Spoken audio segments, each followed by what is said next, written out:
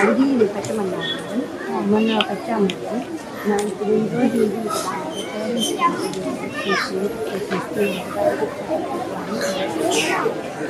ఈరోజు ఎలా పెడతారు? మామూలుగా అంటే రాజజావ పెడతాం మేము. మధ్యాహ్నం లంచ్ సాంబార్ బాత్ ఎగ్. ఫుడ్ అంత క్వాలిటీగా లేదని చెప్తున్నారే. మధ్యాహ్నం అయితే తినకుండా పిల్లలు వాళ్ళు ఏం చెప్తారు కానీ నేను విన్నాను. యాక్చువల్గా పేరెంట్స్ గురించి విన్నాను. యాక్చువల్గా వాళ్ళు ఫుడ్ బాగాలేక మధ్యాహ్నం నుంచి ఇంటికి చాలా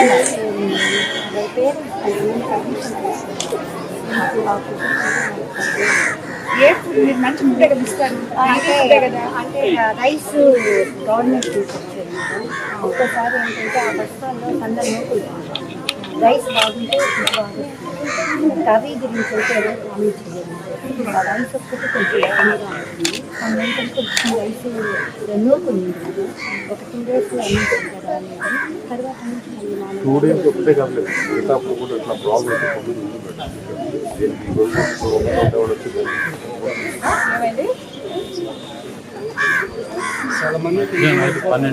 చూడండమ్మా, మీరు ఇంకొక వారం చూస్తాను. నేను నెక్స్ట్ వీక్ వచ్చి నేను వస్తాను.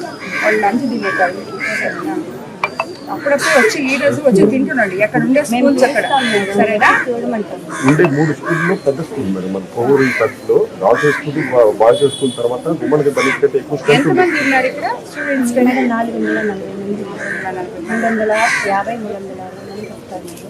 కొంచెం ఎక్కువ మంది మైగ్రేట్ వాళ్ళు సీజనల్గా. ఎవరు ఇప్పుడు ఇక్కడ మొత్తం మీరేనా? ఫుడ్ సెక్షన్ అంతా మీరేనా చూసేది? నేను మధ్యాహ్న ఫస్ట్ అసిస్టెంట్ సార్. ఎవరైనా మీరేనా? ఫుడ్ కేర్ తీసుకోండి సార్. గవర్నమెంట్లో కూడా చెప్తున్నారు పిల్లలకి హెల్దీ ఫుడ్, మంచి ఫుడ్ ఇవ్వాలి. అది మాత్రం ఖచ్చితంగా మీరు కేర్ తీసుకోవాలి. లేకపోతే నేను నెక్స్ట్ వీక్ కూడా వస్తాను. నేను వచ్చినప్పుడు 10th పైన వస్తాము. వచ్చినప్పుడు చూస్తాను తీసుకోండి. అండ్ పెంచేటప్పుడు టీడీపీ వాళ్ళని ఖచ్చితంగా లీడర్స్ని పిలవాలి. వాళ్ళు ఏమైనా తప్పులు ఉంటే చూస్తారు, చెప్తారు. దాన్ని మేము రెక్టిఫై చేసుకోవడానికి అవకాశం ఉంది. గవర్నమెంట్లో మాట్లాడుతారు. చాలా ఇంపార్టెంట్.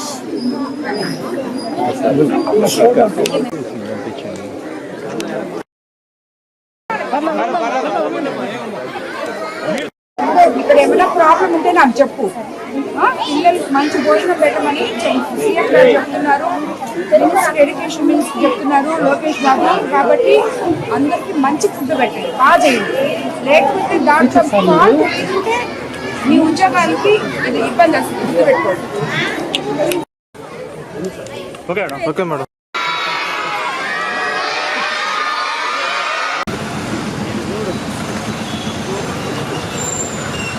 పొరుగులు పోయినాడు. సడన్గా ఇంటికి వచ్చి 25 తీసుకుంటాను.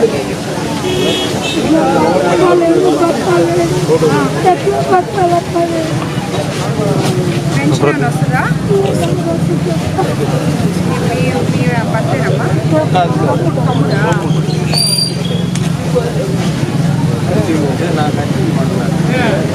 చెప్తాము. నేను చేపిస్తాను.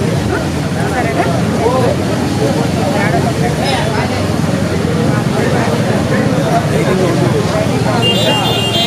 గవర్నమెంట్ ఏదో చూడు.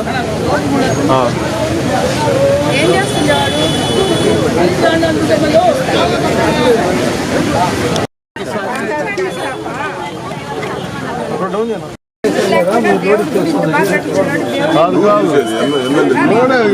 ఎంఆర్ఓ వచ్చే గ్యాప్ తీయాలి.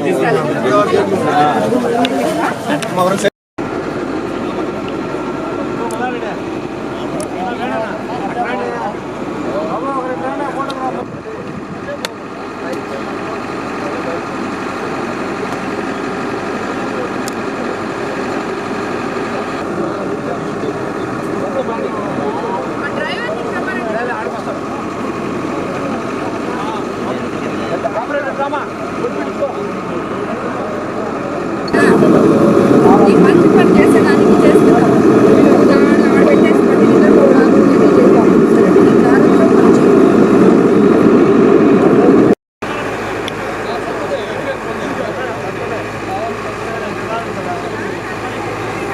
కొంచెం సైడ్ రానంట.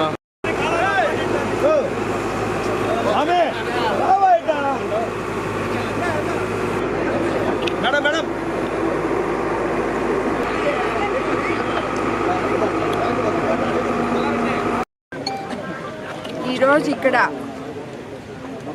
మైథిలి కాలువలో మేము ఎలక్షన్ క్యాంపెయినింగ్ అప్పుడు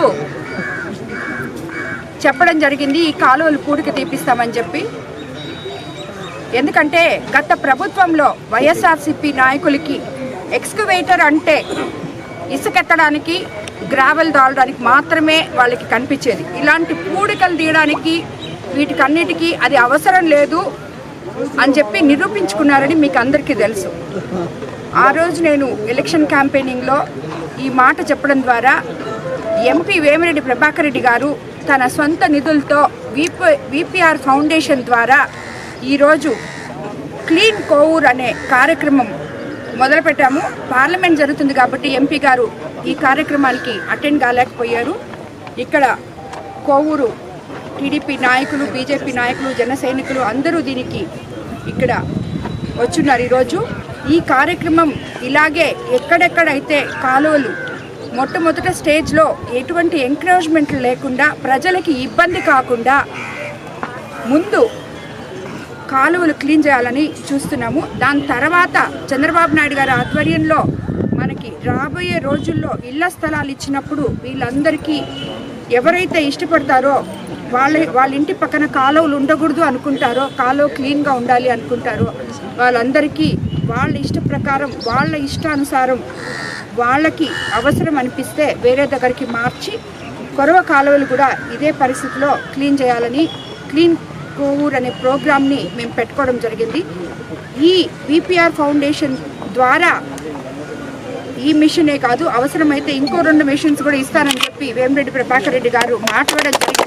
ఇది చూసిన వెంటనే ఆయన ఫౌండేషన్ ద్వారా ఈ ఎక్స్కవేటర్ని మనకి ఇవ్వడం జరిగింది. ఈరోజు ఈ పని ప్రారంభించాము. ఇది ఇలాగే కొనసాగుతుందని చెప్పి కూడా కోవూరు ప్రజలందరికీ మరోసారి తెలియజేసుకుంటున్నాను.